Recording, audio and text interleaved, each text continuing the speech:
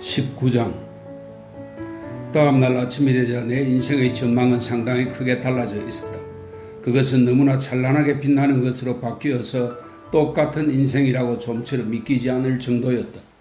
내 마음을 무겁게 누르고 있는 것은 현재의 나와 출발하는 날 사이에 엿새라는 날짜가 끼어 있다는 생각이었다.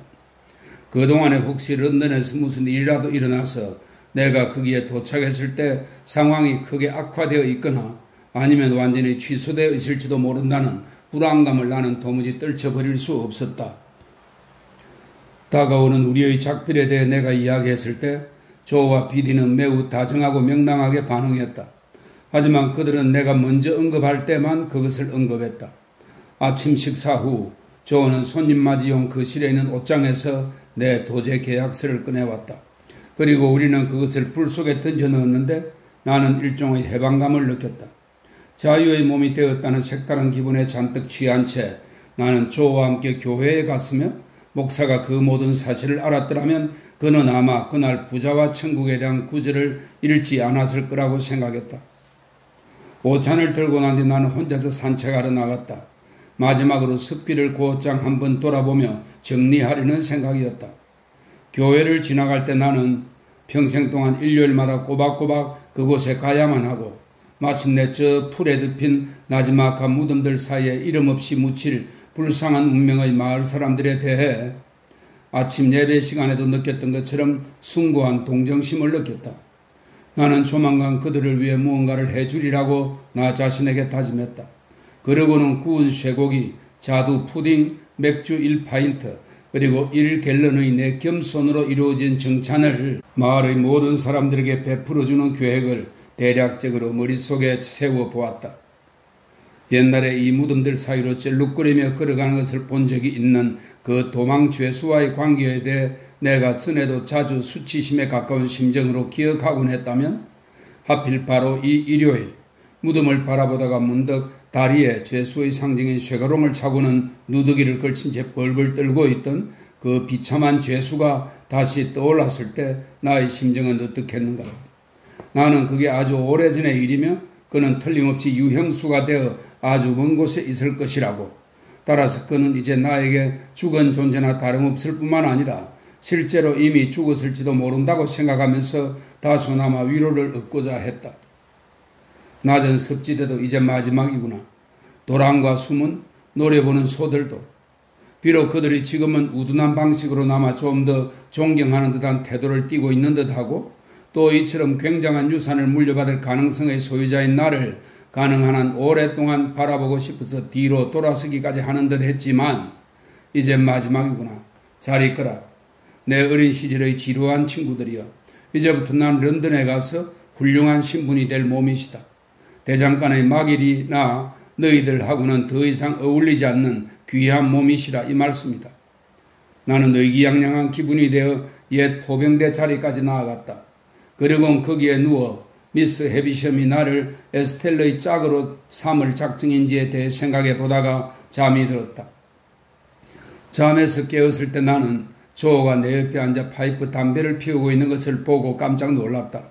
그는 내가 눈을 뜨는 걸 보자 환한 미소로 나를 맞아주며 말했다. 이게 마지막이 될 것 같아서 뒤따라왔단다 핍. 따라와 주어서 나도 기뻐요 조. 고맙다 핍. 사랑하는 조. 조와 악수를 나누고 난 뒤에 나는 말을 이었다. 내가 매부를 절대로 잊지 않을 거라는 것을 매부는 확신해도 돼요. 그래 핍. 조는 편안한 어조로 말했다. 물론 난 그걸 확신하지. 그렇고 말고 여복의 친구 하나님께서 도우사 어떤 상황을 믿기 위해서 마음속으로 그걸 받아들여 익숙해지기만을 기다리면 되는 거지.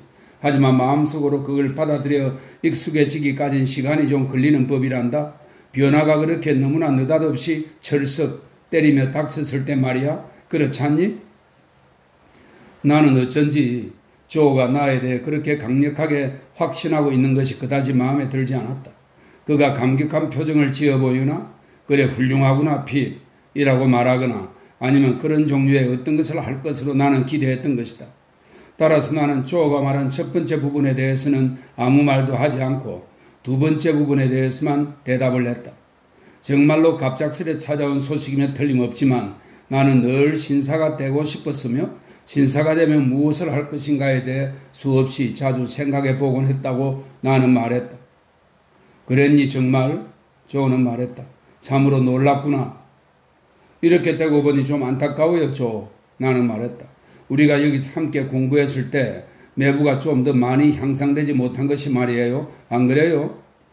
글쎄다 잘 모르겠구나. 조는 대답했다. 난 참말로 끔찍하게 우둔한 사람이란다. 내가 잘하는 거라고는 오직 내 일밖에 없지. 하지만 내가 참으로 끔찍하게 우둔한 사람이라는 건 언제나 안타까운 사실이었어. 지금이라고 예전보다 가령 12달 전 오늘보다 더 안타까운 사실이 된 것은 아니란다. 그렇지 않니? 내가 말하려고 했던 것은 내가 재산을 소유하게 되어서 그를 위해 무언가를 해줄 수 있게 되었을 때 만약 그가 신분 상승을 하기에 좀 더 자격을 갖추고 있다면 훨씬 더 바람직한 일일 거라는 것이었다. 그러나 조는 내 말뜻을 전혀 알아듣지 못하고 있었다. 나는 차라리 이것을 비디에게 말하는 게 낫겠다고 생각했다. 그리하여 우리가 집으로 돌아가 차를 마시고 났을 때 나는 비디를 길가에 있는 자그마한 우리 집 정원으로 데리고 갔다.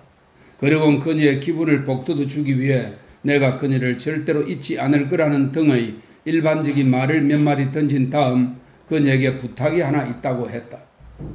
그게 뭐냐면 비디, 나는 말했다.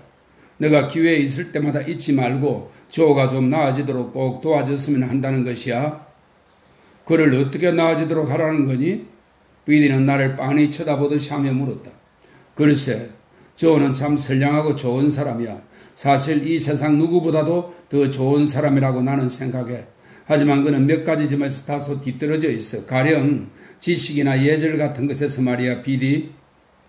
나는 말하면서 비디를 바라보고 있었고 그녀도 내가 말을 시작했을 때 두 눈을 아주 크게 뜨고 나를 쳐다보고 있었다. 하지만 그녀는 이제 나를 바라보지 않았다. 아니, 그 예절이라니. 그 예절이 충분하지 않다는 말이니 그럼? 비디는 까치밥나무 잎을 잡아 뜯으며 물었다. 사랑하는 비디, 물론 여기서야 매우 충분하지. 오, 여기서는 매우 충분하다고? 비디는 내 말을 가로채며 손에 들고 있는 나무잎을 열심히 들여다보았다. 내 말 좀 끝까지 들어봐. 하지만 만약 내가 조를 좀 더 높은 신분으로 올려놓고자 할 경우, 그러니까 말하자면 내가 재산을 완전히 물려받게 될 때 그를 그렇게 만들 생각인데 그럴 경우 그 예절은 그에게 거의 어울리지 않는 것이 될 거야. 그도 그걸 알고 있다는 생각은 들지 않니? 비디가 물었다. 그것은 참으로 몹시 화나게 하는 질문이었다. 왜냐하면 아주 희미하게조차도 그런 생각을 한 적이 나는 전혀 없었기 때문이다. 그래서 나는 날카롭게 쏘아붙였다. 비디, 그게 무슨 말이지? 비디는 나무잎을 두 손바닥 사이에 넣고 문질러서 산산조각 냈다. 그때 이후로 까치밥나무 숲을 냄새만 맡으면 나는 언제나 길가에 있는 그 자그마한 정원에서의 그날 저녁 장면을 떠올리곤 했다. 그러더니 그녀는 말했다. 넌 그가 자존심이 강할지도 모른다고는 생각해 본 적이 전혀 없니? 뭐? 자존심? 나는 경멸에 찬 어조로 힘주어 되물었다. 아, 그래. 자존심도 여러 가지 종류가 있단다. 비디는 나를 빤히 바라보고 고개를 가로저며 말했다. 자존심이라고 모두 다 같은 것은 아니야. 그래서 멈추지 말고 계속 얘기해봐. 나는 말했다. 그래. 자존심이라고 모두 다 같은 것은 아니야. 비디는 말을 다시 이었다. 그는 자존심이 강해서 자신의 능력에 합당하고 또 실제로 성실하고 훌륭하게 그 역할을 다하고 있는 자신의 현재 자리에서 누군가가 자기를 데려가는 것을 원하지 않을지도 몰라. 사실 솔직히 말해서 나는 그가 그렇다고 생각해. 물론 네가 당연히 나보다 그를 훨씬 더 잘 알 테니까 내가 이렇게 말하는 것이 좀 주제넘게 들리겠지만 말이야. 자, 들어봐 비디. 나는 말했다. 너한테서 이런 모습을 보게 되다니 몹시 유감이구나. 너한테서 이런 것을 보게 되리라고는 예상하지 못했어. 너는 날 시기하는 거야, 비디. 그래서 까탈을 부리는 거야. 너는 내게 큰 행운이 온 것 때문에 못마땅한 거고 그래서 그런 심정을 숨길 수가 없는 거야. 너가 정말 무정하게도 그렇게 생각한다면 얼마든지 그렇게 말해. 비디는 대답했다. 얼마든지 반복해서 그렇게 말해. 너가 정말 무정하게도 그렇게 생각한다면 말이야. 너가 정말 무정하게도 그렇게 나를 시기한다면 그렇게 말하라고 해야 맞는 것 아닐까, 비디? 나는 도덕적 우울감에 차서 말했다. 나한테 그것을 전가하려고 하지 마. 나는 너의 이런 모습을 보게 되어 몹시 유감이다. 이건 인간성의 나쁜 측면이야. 나는 정말로 너에게 부탁할 작정이었어. 내가 떠난 뒤에 아무리 작은 기회라도 혹시 너한테 생기면 그걸 잘 활용해서 사랑하는 조가 좀 나아지게 도와달라고 말이야. 하지만 이렇게 된 이상 나는 너한테 아무것도 부탁하지 않겠어. 너한테서 이런 모습을 보게 되어 정말 극히 유감이다, 비디. 나는 반복해서 말했다. 이건 인간성의 나쁜 측면이야. 너가 나를 비난하든 칭찬하든 불쌍한 비디는 대답했다. 너는 그것과 상관없이 내가 여기에서 내 능력이 미치는 모든 것을 언제나 열심히 할 거라는 점을 믿어도 될 거야. 너가 나에 대해 어떤 생각을 하고 떠나든지 간에 너에 대한 내 기억은 아무것도 달라진 게 없을 거야. 다만 신사라고 해서 남을 부당하게 대해서는 안 된다고 생각해. 그렇게 말하면서 비디는 고개를 돌렸다. 나는 다시 흥분하여 이건 인간성의 나쁜 측면이라고 반복해 말했다. 그런데 이 말을 비디가 아닌 다른 사람에게 적용할 경우 내 이런 판단이 틀리지 않다고 생각할 만한 근거를 나는 그 이후로 경험했다. 그런 다음 비디를 떠나서 좁은 길을 따라 걸어 내려갔다.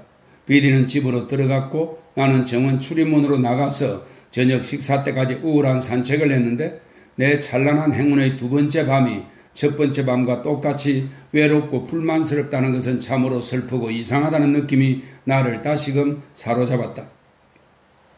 그러나 다음날 아침 내 인생과는 다시금 찬란하게 밝아졌고 나는 관대한 기분을 비디에게까지 베풀어 주었으며 우리는 그 문제를 더 이상 언급하지 않았다.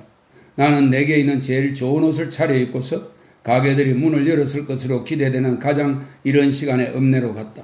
그리고는 양복점 주인인 트랩씨 앞에 모습을 드러냈다. 가게 뒤의 거실에서 아침 식사를 들고 있던 그는 일부러 나와서 나를 맞아줄 가치가 없다고 생각하고는 나를 그가 있는 안으로 불러들였다. 그래, 트랩씨는 어이 이복에 잘 만났네 하는 두 여자로 말했다. 안녕한가? 무슨 일로 왔는가? 트랩씨는 뜨거운 롤빵을 깃털 침대처럼 보들보들한 세깁의 얇은 조각으로 막 잘라놓은 참이었는데 그는 그 빵 조각들 사이에다 버터를 부드럽게 발라넣고는 담요로 덮듯이 살포시 덮었다. 그는 사업이 번창하는 노총각이었다. 그의 가게 창문 역시 번창하고 있는 자그마한 정원과 과수원을 향해 열려 있었으며 그의 벽난로 옆에 있는 벽면에도 번창하는 철제 금고가 박혀 있었다. 이 금고 안에는 틀림없이 그 번창의 산물들이 주머니에 담긴 채 산더미처럼 쌓여 있었을 것이다. 트랩씨, 나는 말했다. 자랑처럼 들릴 것 같아서 말하기가 좀 거북하지만 저는 상당히 큰 재산을 물려받게 되었답니다. 트랩씨의 표정에 즉각 변화가 일어났다. 그는 버터가 녹아있는 부드러운 빵도 잊고는 그 곁에서 냉큼 일어나더니 식탁구에다 손가락을 닦으며 큰 소리로 외쳤다. 세상에 그런 일이. 저는 제 후견인을 만나러 런던으로 올라갈 예정입니다. 그렇게 말하며 나는 무심결인 듯 주머니에서 1기니짜리 금화를 몇 개 꺼내서 바라보았다. 그래서 저는 입고 갈 요즘 유행하는 고급 양복이 필요합니다. 그리고 그 양복 값을 지불하고자 합니다. 그러곤 이렇게 덧붙였다. 그러지 않으면 그가 단지 양복을 만드는 신용만 할지 모른다고 생각했기 때문이다. 현금으로 당장 말입니다. 친애하는 핍군, 트랩씨는 그렇게 말하면서 정중히 몸을 구부리고 두 팔을 벌리더니 양에도 구하지 않고 내 양쪽 팔꿈치 바깥쪽을 스스럼없이 붙잡았다. 그런 식으로 말해서 나에게 상처를 주지 말게나. 내가 감히 축하를 해도 되겠지. 자, 이리 가게로 와주는 호의를 베풀어 주겠나? 트랩씨의 저문은 고장 전체에서 제일 건방지고 무례한 소년이었다. 아까 내가 가게로 들어섰을 때 그는 비로 가게를 쓸고 있었는데 그때 그는 나한테로 비질을 해댐으로써 그 일을 좀 더 재미있게 만들려고 했더랬다. 내가 트랩씨와 함께 가게로 다시 나왔을 때 그는 여전히 비질을 하고 있었다.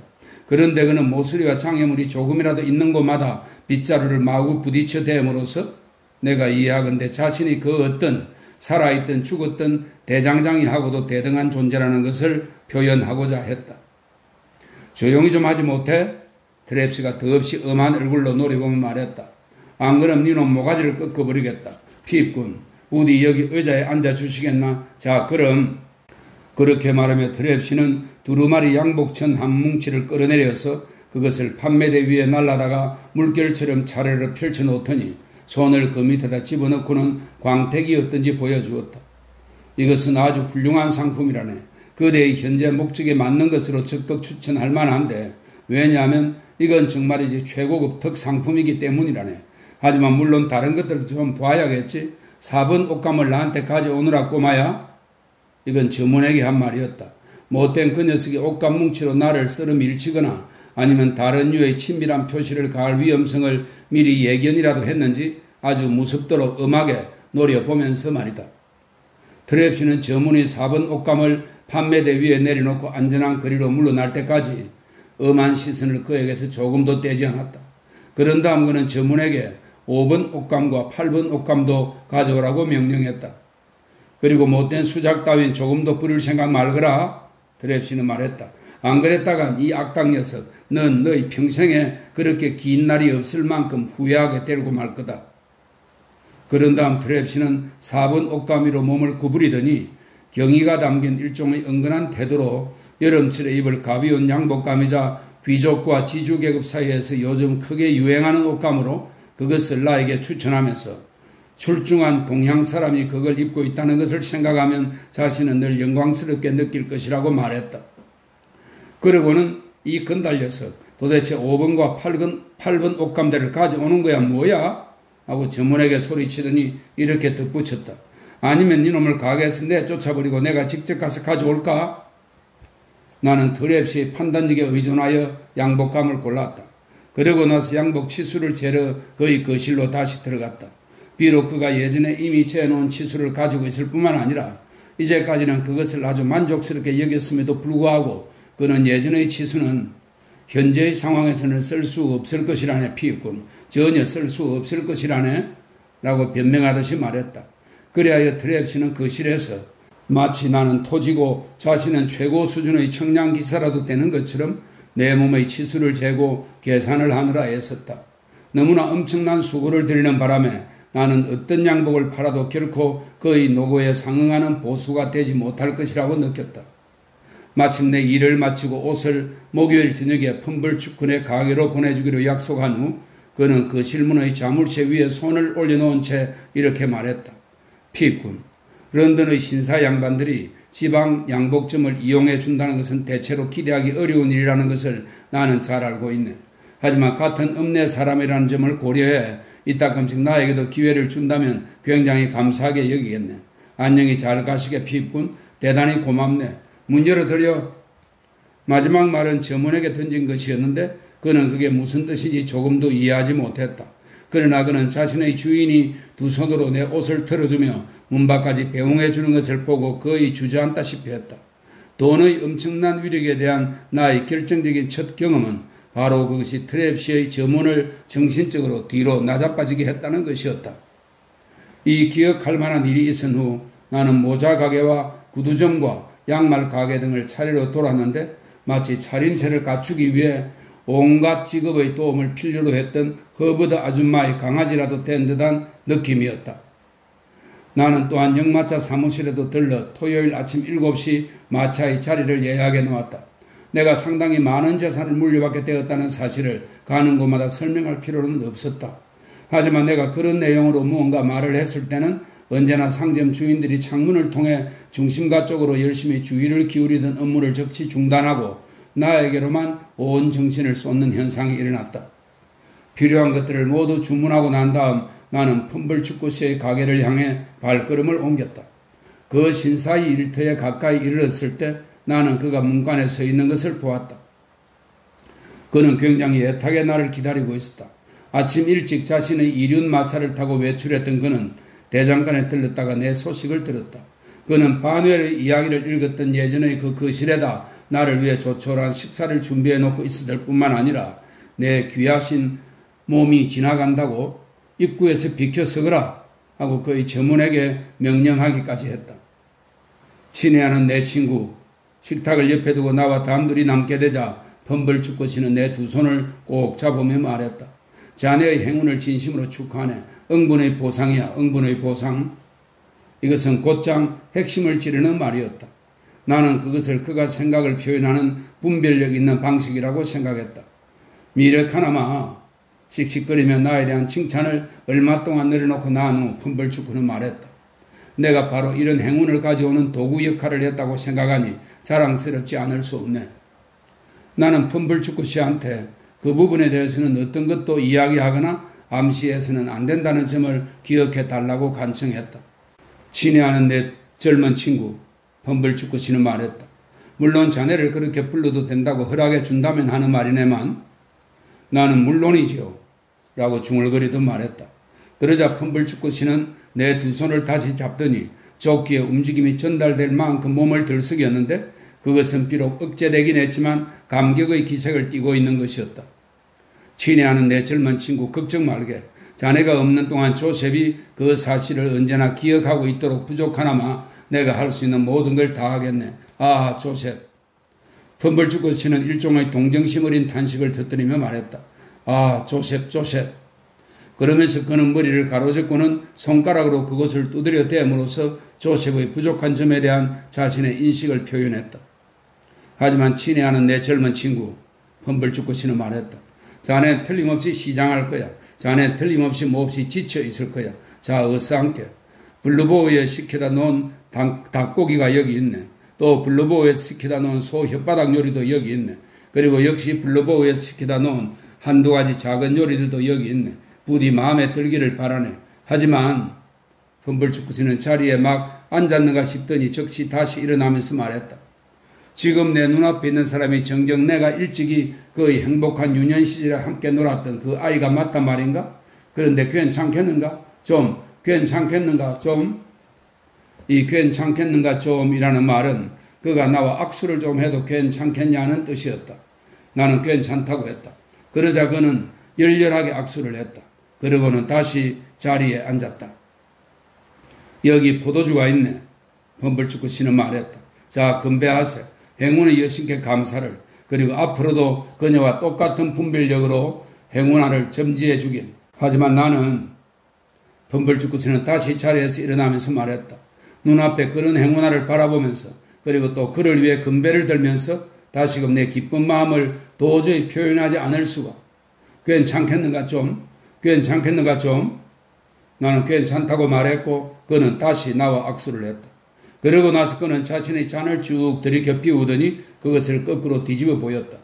나도 똑같이 따라했는데 만약 내가 내 몸을 먼저 거꾸로 뒤집은 다음 포도주를 마셨다고 해도 포도주가 그렇게 빨리 내 머리로 직행하지는 않았을 것이다. 펌벌축구 씨는 간을 끼워 요리한 닭날개와 제일 좋은 소 혓바닥 요리를 나에게 집어주었다. 반면 그 자신은 전혀 안 먹는다고 할 정도로 신경을 쓰지 않았다. 아, 개육이여, 개육이여.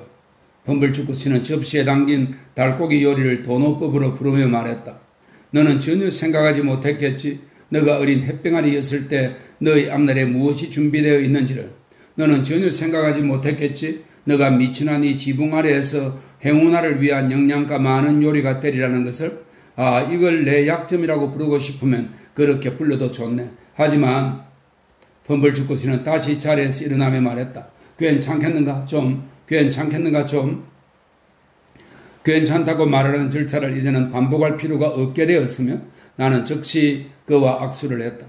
그가 그토록 자주 나와 악수를 하면서도 그가 쥐고 있던 칼에 어떻게 상처를 전혀 입지 않을 수 있었는지 모르겠다. 그런데 자네 누나 말이네.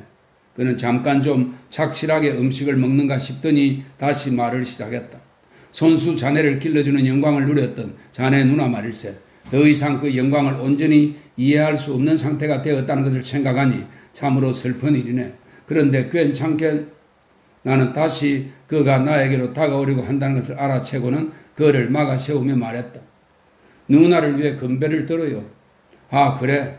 펌벌축구 씨는 감탄으로 온몸이 완전히 녹아내린 듯이 의자에 깊숙이 기대어 앉으며 외쳤다. 그게 바로 주변 사람들을 알아주는 방식이요, 선생. 그게 바로 고귀한 마음을 지닌 사람들을 알아주는 방식이요, 선생. 늘 너그러이 용서하고 늘 상냥히 대하는 것, 바로 그거요. 그러더니 비굴한 펌벌축구는 아직 입에 대지 않은 자신의 포도주 잔을 그대로 황급히 내려놓고는 다시 일어나며 말했다. 무식한 자들에게는 이게 자꾸 반복하는 듯이 보일지 모르겠지만 그렇지만 괜찮겠는가 좀? 악수를 한 뒤 그는 자리에 다시 앉아서 누나를 위해 건배를 했다. 누나의 성격적 결함을 우리가 결코 몰라서는 안 되겠지. 범벌축구 씨는 말했다. 하지만 다 좋은 뜻에서 그런 것이었다고 생각하기로 하세. 이때쯤에서 나는 그의 얼굴이 발그레해지기 시작하고 있다는 것을 알아차렸다. 나 자신으로 말하자면 얼굴 전체가 포도주에 흠뻑 젖어서 온통 따끔거리는 느낌뿐이었다. 나는 범벌축구 씨에게 내 새 양복을 그의 집으로 보내달라고 했다고 말했다. 그러자 그는 내가 그를 그렇게 특별히 선택해 준 것에 대해 열광적으로 기뻐했다. 나는 마을 사람들이 지켜보는 것을 피하고 싶어하는 이유를 언급했고 그는 그것을 하늘 높이 찬양했다. 그는 내가 속마음을 털어놓을 만한 사람은 자신밖에 없다고 넌지시 암시하며 뭔가 덧붙이려고 했는데 그러다 결국 괜찮겠는가 좀 하고 말했다. 악수하고 난 뒤 그는 나에게 우리가 함께 아이들처럼 산수문제 놀이를 했던 것과 내 도제 계약을 맺으러 우리가 함께 갔던 일 그리고 요컨대 자신이 항상 내가 가장 좋아하는 사람이자 나의 특별한 친구였다는 것 등을 기억하느냐고 다정하게 물었다. 내가 그날 마신 포도주 10배를 더 마셨다고 해도 그가 결코 나와 그런 관계에 있지 않았다는 것을 분명히 알고 있었을 것이며 따라서 그런 주장을 마음속으로 진정코 부인했을 것이다. 하지만 기억하건대 나는 이 모든 것에도 불구하고 내가 그동안 그를 상당히 잘못 보았으며 그는 양식 있고 현실적이며 마음씨 좋은 훌륭한 양반이라고 확신하게 되었다. 그는 점차 나에게 굉장히 큰 신뢰감을 보이기 시작하더니 마침내 자신의 사업에 대한 조언을 구하기까지 했다. 그는 자신의 가게가 확장되기만 하면 곡물과 종자매매 쪽으로 굉장히 큰 합병과 독점이 자신의 가게에서 이루어질 가능성이 큰데 그렇게만 되면 이 지역이나 인근의 다른 어떤 지역에서도 일찍이 없었던 좋은 기회가 될 거라고 했다. 다만 이런 엄청난 이익을 실현하는데 딱 한 가지가 부족한데 그건 바로 약간의 추가 자본이라고 했다. 즉 별거 아닌 그저 약간의 추가 자본만 있으면 되는 것이었다. 그래서 이제 자기가 보기에 만약 어떤 익명의 동업자를 통해 이 자본이 사업에 투입되기만 한다면 말이오. 선생, 그 익명의 도업자는 그저 원하는 때마다 언제든지 직접 또는 대리인을 통해 가게에 한 번씩 들러서 장부를 살펴보기만 하면 되고 또 1년에 2번 가게에 들러 50%에 달하는 이익 배당금을 호주머니에 챙겨가기만 하면 될 것이라고. 자기가 보기에 이것은 기백과 재산을 겸비한 젊은 신사에게 좋은 기회로서 한번 주목해볼 가치가 있는 것이었다. 자, 그런데 선생은 어떻게 생각하는지? 자기는 내 의견을 굉장히 신뢰하고 있는데 자, 선생은 어떻게 생각하는지? 나는 내 의견을 이렇게 제시했다. 조금만 기다리세요. 광대함과 명료함이 결합된 이 견해는 그에게 너무나 깊은 감명을 주어서 그는 나와 악수를 좀 해도 괜찮겠느냐고 더 이상 묻지 않고 곧장 악수를 꼭 해야겠다고 말했다. 그리고 그렇게 했다. 우리는 포도주를 전부 다 마셨다. 펌벌축구 씨는 조셉이 기준에 부합하도록 잘 관리하겠노라고 그래서 나에게 효과적이고 충실한 봉사를 해주겠노라고 수없이 반복해서 다짐했다. 그는 또한 자신이 항상 나에 대해서 저 아이는 비범한 아이야 명심하게 저 아이의 운명은 비범한 운명이 될 거야 라고 말해왔다고 나에게 털어놓기도 했다. 내 평생 처음 듣는 소리인 것으로 보아 그는 틀림없이 그동안 이 비밀을 아주 놀라울 정도로 잘 간직했던 것 같았다. 그는 지금 생각하니 그건 참으로 기이한 일이라고 말하면서 눈물이 걸쑥이는 미소를 지었는데 나도 그렇게 생각한다고 말했다. 마침내 나는 밖으로 나왔다. 그런데 햇빛의 작용이 평소와는 달리 좀 이상하다는 몽롱한 느낌이 들었고 또 가는 길을 전혀 살피지도 않았는데 어느새 유료 도로에 마치 꿈결처럼 도달해 있었다. 그곳에서 나는 펌벌축구 씨가 큰 소리로 부르는 소리에 문득 정신을 차렸다. 그는 저 멀리 햇빛 비치는 거리 아래쪽에서 나한테 걸음을 멈추라는 뜻의 동작을 연신 해대고 있었다. 내가 걸음을 멈추자 그는 숨을 헐떡이며 다가왔다. 걸을 수 없네 친애하는 내 친구. 말을 할 수 있을 만큼 숨을 돌리고 났을 때 그는 말했다. 설령 걸을 수 있다고 해도 걸을 수 없네.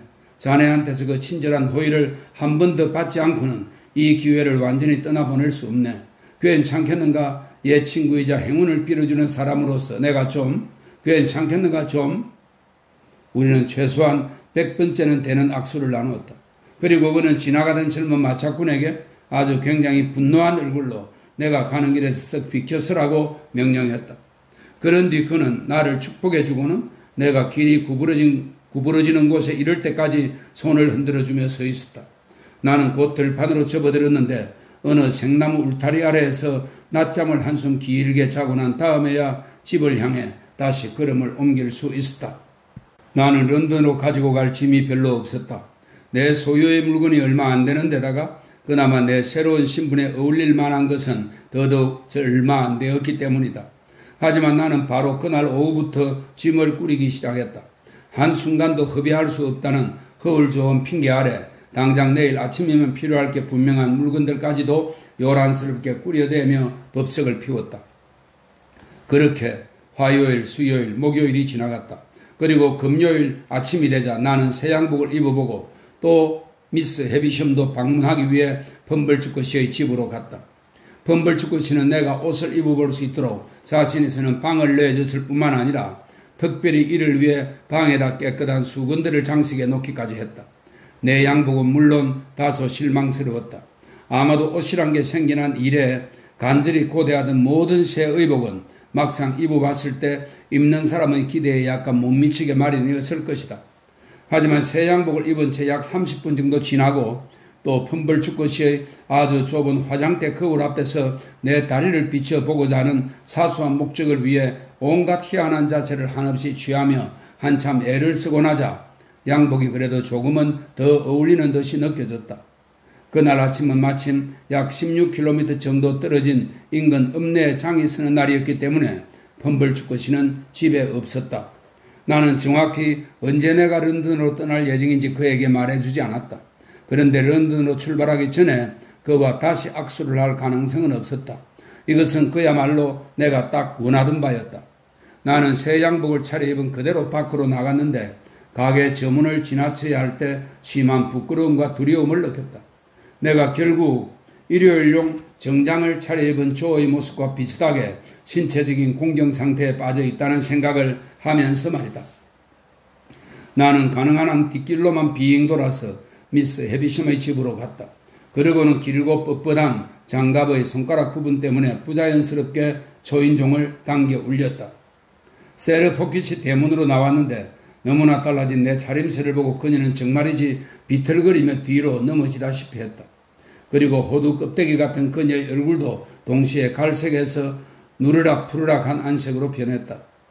아니 너, 그녀는 말했다. 너 세상의 일은 그런데 왜 온 거냐?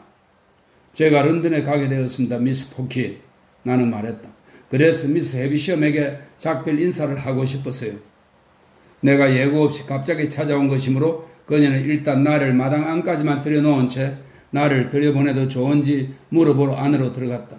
그녀는 금세 돌아와서는 나를 데리고 들어갔는데 같이 가는 내내 나를 뚜렷이 쳐다보았다. 미스 해비섬은 결혼식 만찬용의 그 긴 식탁이 있는 방에서 목발 모양 지팡이에 의지한 채 걷는 운동을 하고 있었다. 방 안은 예전과 똑같이 촛불로 밝혀져 있었는데 우리가 들어가는 소리에 그녀는 걸음을 멈추고 돌아섰다. 그녀가 그때 멈춘 위치는 부패한 그 신부용 케이크와 바로 나란히 선 자리였다. 가지 말고 있겠세르. 그녀는 말했다. 어쩐 일이냐 핍? 저는 런던으로 내일 떠납니다. 미스 해비섬. 나는 극도로 조심스럽게 가려서 말을 했다. 그래서 작별 인사를 드리러 와도 마님께서 친절히 받아주실 거라고 생각했습니다. 참 멋진 모습이로구나 핍. 그렇게 말하며 그녀는 자신의 목발 모양 지팡이를 내 주위로 장난스럽게 한번 휙 휘둘렀다. 마치 나를 변화시킨 요정 데모인 그녀가 나한테 마지막 선물을 선사하고 있기라도 한 것처럼 말이다. 지난번 뵙고 난 이후로 저는 참으로 큰 재산을 물려받게 되었답니다. 미스 해비섬. 나는 중얼거리며 말했다. 저는 그것에 대해 진심으로 감사하고 있습니다. 미스 해비섬. 그래. 그녀는 당혹과 질투에 가득 찬 세르를 즐거운 듯이 바라보며 말했다. 나도 그것에 대해 들었다 핍. 최근에 제거스 씨를 만났거든. 그래 내일 떠난다고? 예 미스 해비섬. 그리고 어느 부자가 너를 양자로 삼았다고? 예 미스 해비섬. 이름은 밝히지 않은 채 예 미스 해비섬. 그리고 제거스 씨가 너희 후견인으로 지정되었다며? 예, 미스 해비션. 그녀는 이 모든 질문과 대답에 대해 아주 흡족한 표정을 지었다. 세르 포켓의 질투심에 가득 찬 실망을 보는 그녀의 즐거움은 참으로 강렬했다. 그래, 그녀는 계속해서 말했다. 너에겐 이제 아주 유망한 앞날이 펼쳐져 있구나. 잘 행동하거라. 행운을 누리기에 마땅한 사람이 되거라. 그리고 제거스 씨의 지시를 잘 지키거라. 그녀는 나를 바라보았다. 그러고는 세르를 바라보았는데 세르의 안색을 살펴보는 그녀의 얼굴에는 잔인한 미소가 뒤틀리듯 떠올랐다. 잘 가거라, 핍. 넌 항상 핍이라는 이름을 사용하도록 되어 있지. 너도 알고 있겠지만 말이다. 예, 미스 해비션. 잘 가거라, 핍. 그녀는 손을 내뻗었다. 그리고 나는 무릎을 꿇고 그 손에 입을 맞추었다. 그녀에게 어떻게 마지막 순간에 작별을 고할 것인지 나는 미리 생각해보지 않았더랬다. 하지만 그 순간이 되자 그런 동작이 자연스럽게 나에게서 나왔다. 그녀는 귀신 같은 눈에 의기양양한 표정을 띤 채 세르 포켓을 바라보았다.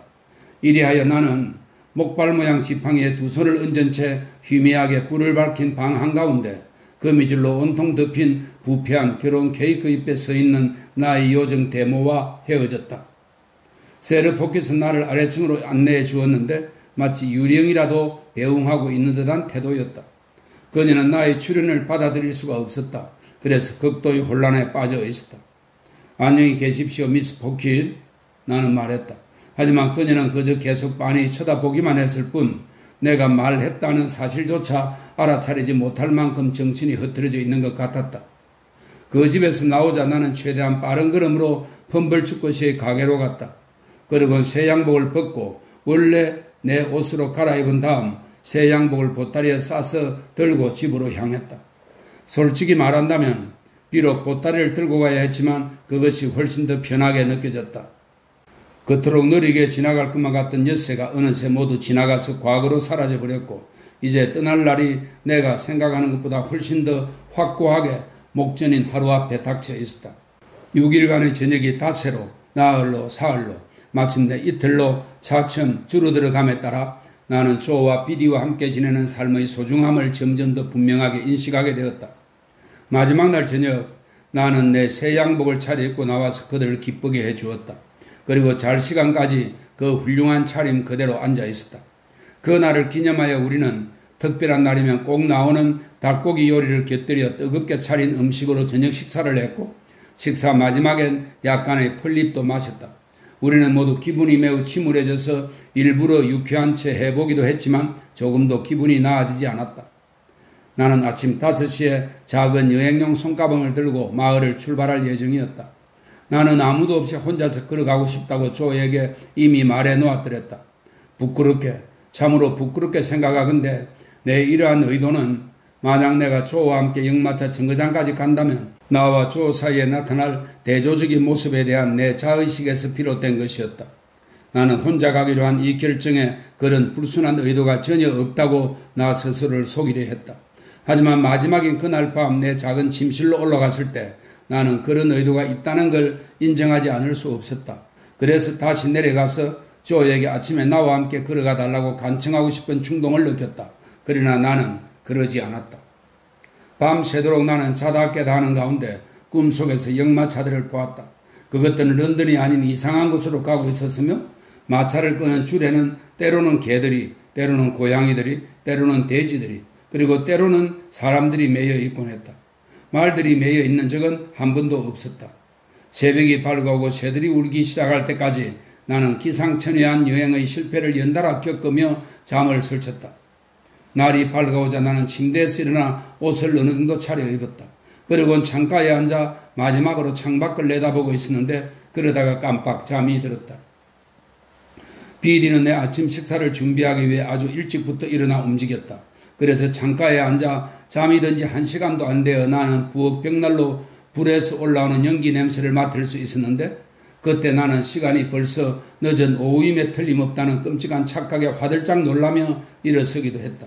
하지만 그러고 난 뒤에도 오랫동안 그리고 차천이 땡그랑거리며 식탁에 놓이는 소리를 듣고 또 완전히 떠날 준비를 마친 뒤에도 오랫동안 나는 아래층으로 내려갈 결심을 하지 못했다.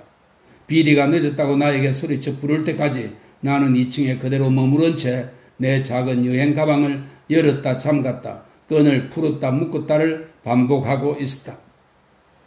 아무 맛도 모른 채 급하게 떠넣는 아침 식사였다. 식사를 마친 나는 자리에서 일어나며 짐짓 쾌활한 태도로 마치 막 생각나기라도 한 것처럼 말했다. 이런 떠날 시간이 된 것 같군요. 그러고 나서 나는 누나에게 키스를 했다. 누나는 늘 앉는 의자에 앉은 채 고개를 끄덕거리고 소리내 웃으며 몸을 흔들어댔다. 이어서 나는 비디에게 키스를 한 다음 조의 목을 두 팔로 끌어안았다. 그러고 나서 나는 내 작은 여행 가방을 집어들고 걸어나갔다. 그날 마지막으로 본 그들의 모습은 잠시 후 뒤에서 욱신각신하는 소리가 들려와 내가 뒤를 돌아봤을 때 조가 내 등 뒤로 낡은 구두 한 짝을 던지고 이어 비디가 나머지 한 짝을 던지는 모습이었다. 나는 걸음을 멈추고는 모자를 벗어 흔들어 주었다. 사랑하는 매부 조도 자신의 억센 오른팔을 머리 위로 흔들어주며 잘 가거라 하고 목면 소리로 외쳤다. 그리고 비디는 앞치마를 얼굴로 가져갔다.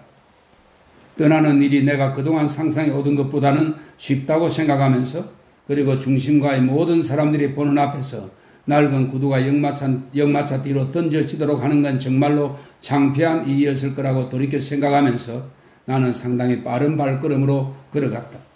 나는 휘파람을 불었고 이렇게 떠나는 일을 아무것도 아닌 듯 여겼다. 마을은 아주 평화롭고 고요했으며 엷은 안개가 마치 나에게 넓은 세상을 보여주기라도 하려는 듯 장엄하게 거치고 있었다.